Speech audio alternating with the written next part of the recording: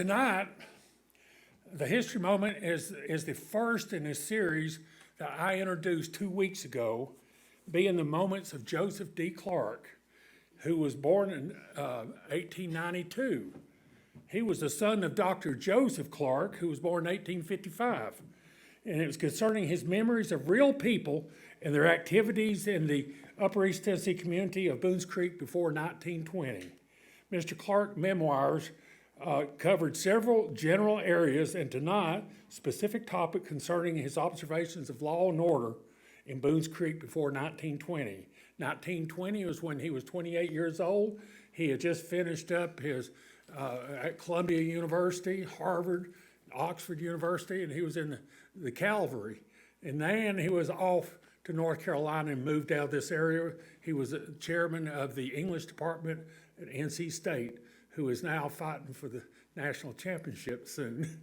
Now, today, criminal law and legal disputes in Tennessee are handled in county-wide elections for general sessions courts, which covers misdemeanors and small claims court, or criminal court and circuit courts, which is elected in the four-county district. At one time, we had justices of the peace replaced by constables later. They were elected locally in different communities in Washington County.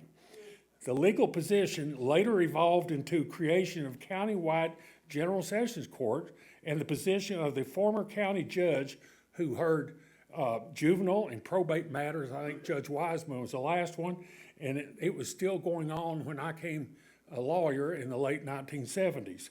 Prior to 1920, the justice of the peace would hold trials as a member of the county clerk.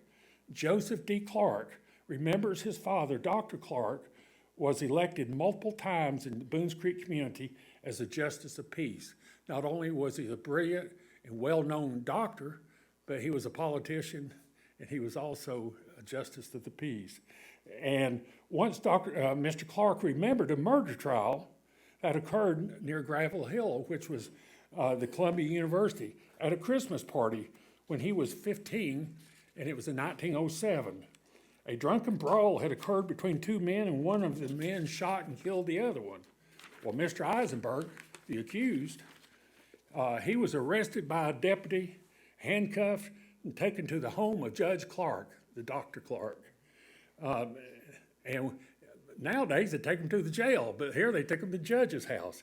Well, Dr. Clark, he sent the men upstairs to his room on the left as you're going upstairs of the hall, where his sons had a bedroom across the hall.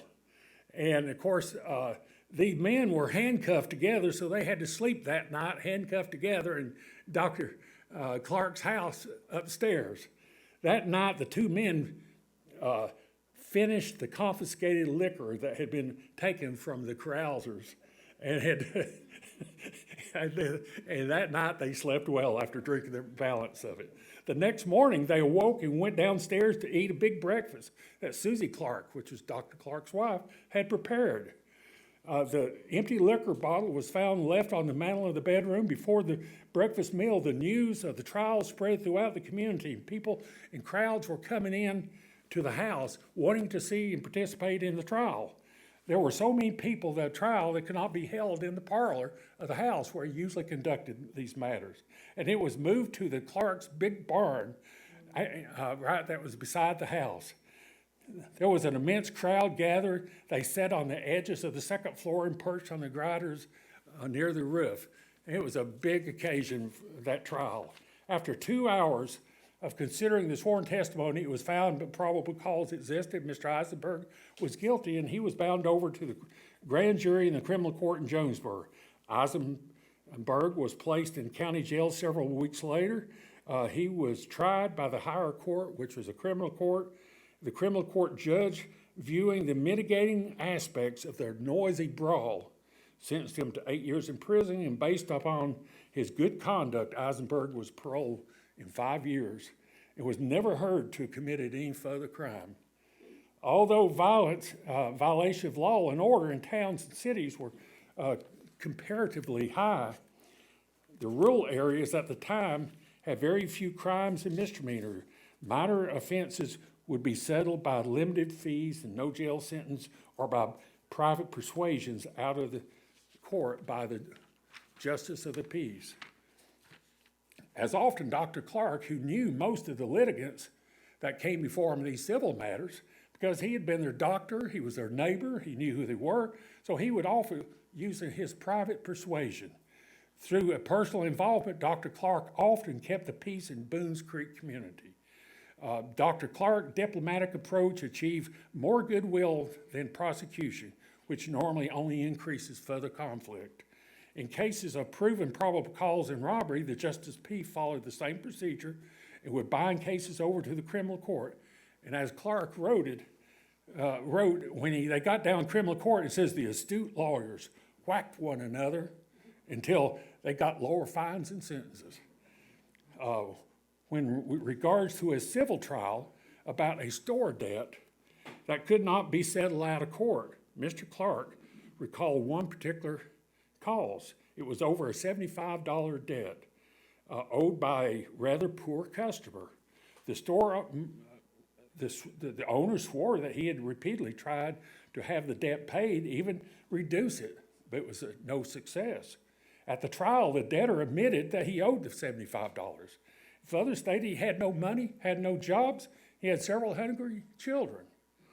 This stark admission astounded everybody that was appearing before Judge Clark. The store owner promised then to reduce the debt in half. A stranger there agreed to give him a job, and the crowd took up a collection to wipe out the remaining debt in fines and imposed cost. The happy outcome of the trial was splashed all over the newspaper in Washington County. It soon raised several serious questions about the values of religion, how human it was, and impact on the community. These stories illustrate how our Boones Creek community has always shown its faith, compassion, and love for others. We need to strive to maintain this in our community. This was our history moment for this evening. I plan on similar stories from the series of Dr. Clark in the future. Thank you.